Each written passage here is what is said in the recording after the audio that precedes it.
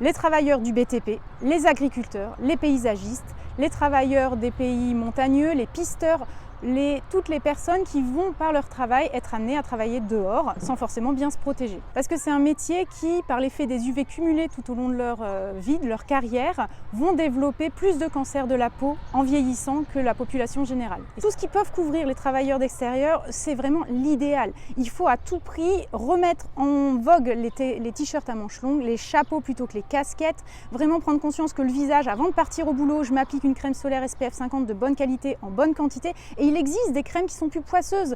C'est vrai que la jante masculine a beaucoup de mal avec le côté crème, mais maintenant on a des textures qui ont été étudiées et qui font que c'est bien toléré. En fonction de notre type de peau, on parle de phototype, plus on a une peau claire, plus on va être sujet à faire des cancers de la peau et ce de façon rapide.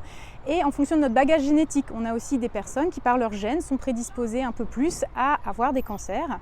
Et en fonction aussi des pathologies qu'on peut avoir à côté, des maladies qui, par nos médicaments, diminuent nos défenses immunitaires. Et le but n'est pas de vous faire vivre à l'intérieur ou de faire vivre sous une bulle. Le but, c'est de vivre en conscience au soleil et en se protégeant simplement. Refaisons revenir la mode des chapeaux, des petits voilages à manches longues, de l'ombre, du plaisir de découvrir l'ombre. On est dehors mais on est à l'ombre. Et éviter la période 11h-16h où les UV sont les plus hardes sur la peau.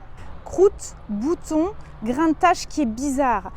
C'est facile de remarquer dans le miroir quelque chose qui n'est pas comme d'habitude, de demander à sa conjointe dans le dos, tiens celui-là, qu'est-ce que tu en penses? Et avec les portables et les appareils photo, on photographie tout, mais pensons à se photographier la peau. J'ai un doute sur un bouton, je prends photo avec mon portable, je me mets un rappel un mois après, je le reprends en photo. Il a changé d'aspect, tac, je tire la sonnette d'alarme auprès de mon médecin généraliste.